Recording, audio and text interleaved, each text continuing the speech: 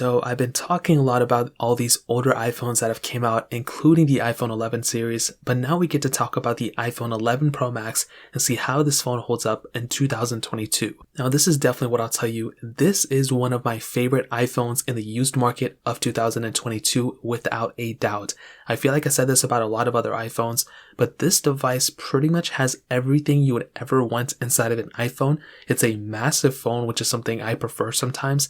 It has a very good panel, tremendous build quality, longevity with the software updates, great camera, just everything you'd pretty much want in a phone. And luckily with the iPhone 11 Pro Max, there wasn't a crazy hardware defect that, first came out. Maybe there were a couple issues here and there, but since then we haven't really heard too many issues with this specific phone. And even now in 2022, this device is turning 3 years old this year, and that kind of makes me, very happy to recommend picking up this phone if you want to. So if you want to buy this phone, links are down in the description. You can get them from there and help support the channel at the same time. Now on the front, we have a beautiful 6.5-inch Super Retina XDR OLED panel, and it's still a very good panel for sure. It has a beautiful display. There's very little bezel around it. We also have that notch as well, which is something that's really cool. It has it pretty much on every single other iPhone since then, so it doesn't really date this phone, which is totally expected. We have the lightning port at the bottom, but on the back, we have the frosted glass back, which still looks very, very beautiful. Like I mentioned before, this is one of my favorite features of the newer iPhones,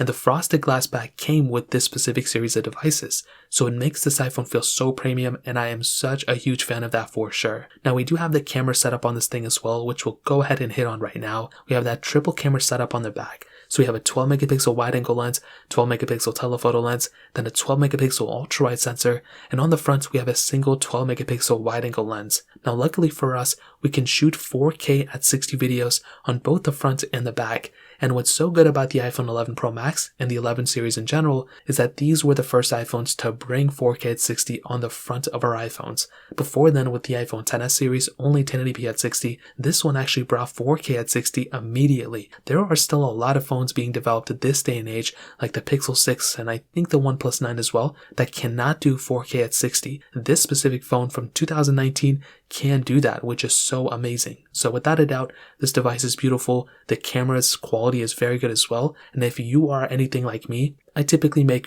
pretty basic photos and videos. I don't do anything crazy. This phone still has portrait mode and very good resolutions you can film in, but I typically use Snapchat and TikTok and, Instagram, those types of applications. And if you're anything like me, this app and this phone is going to be perfectly fine for you. The camera quality is still great, and a lot of these application developers suit and actually improve the camera quality of your phones quite a bit because they just take it natively. On Android, it's a little bit of a different story, but on iPhones, if you take a Snapchat photo on the iPhone 11 Pro Max, it's still going to look very, very good as well. So without a doubt, I'm a huge fan of this specific camera quality, and I still think it looks very beautiful in 2022. So moving on to something a little bit different, which is the longevity of these phones. One thing to keep in mind is that with the iPhone 11 Pro Max series of devices, these phones are still going to be supported for a long period of time. It's not like tomorrow or next year or the year after that is when these phones are going to be done. These devices are going to be supported for a long period of time. We're talking probably 3 to 4 years from now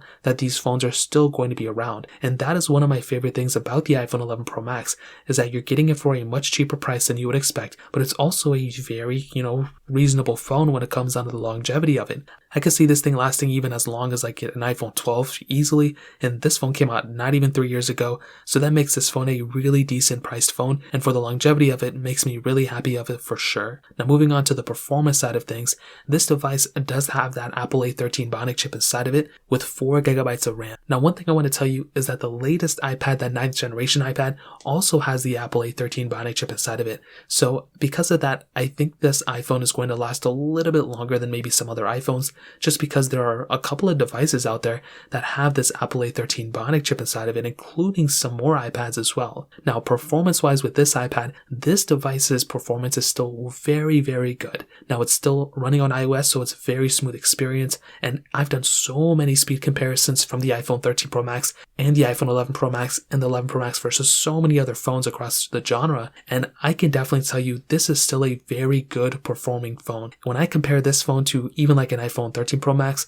there's some advantages for the newer ones, 120Hz display, more RAM, faster processor, different things like that. But if you're not comparing them side by side, you're not going to notice that big of a difference. This device still has so much capability and so much quality within this phone. And if you're a basic user like me, if you're just using things like Snapchat and the Notes app and Calendar app and different things like that, this phone is perfectly fine. And with that big display, it makes things look so much bigger and better on that display. Now another thing to keep in mind with this specific device is that the longevity of it with its, software updates and everything, it's really only going to be getting better throughout time. So in my opinion, this specific phone still has a great future ahead of it, and it's still a very fast phone as well. Like I mentioned, if I had to use this phone every day, I would be perfectly fine with it. And even doing heavier intensive apps, like, if you're video editing or doing batch photo editing, or if you're doing super heavy intensive games, you're going to be having a really good time with this phone as well. And you're not really going to be feeling like, oh, this phone is so bad or this phone is so slow. That is not going to be the case here. And like I mentioned before, this is a very solid performing phone,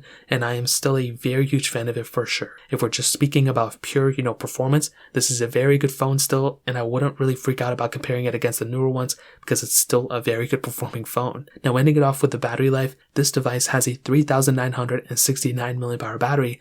Now we do have wireless charging, which is really good, but the thing to keep in mind is that the battery size on this iPhone is really big. That is a really big size battery to have on this type of iPhone, and as long as your battery hasn't degraded a crazy amount, if it's still over like 95%, it's still pretty good. This device's battery life is really, really good still. I've had very few issues with the battery life of my iPhone 11 Pro Max, and these things, even on iOS 15, are still pretty good. The only problem is iOS 15 has taken somewhat of a toll on a lot of these older iPhones, and even including my iPhone 11 series, pretty much all of them. But I do think within the next couple of weeks and months, it's going to even out, and hopefully we'll get back to like iOS 14 or even iOS 13 battery life. That would be amazing. But we do have a lot more, OS updates coming out in the future, so it's not really a big deal if one update's bad. At least we can go up and upgrade to another update for sure. So in terms of that pretty much covers it up there. And to be completely honest, I think the iPhone 11 Pro Max is still a very good iPhone in 2022. It's really only going to get better from here. It's going to be getting the next couple iOS updates.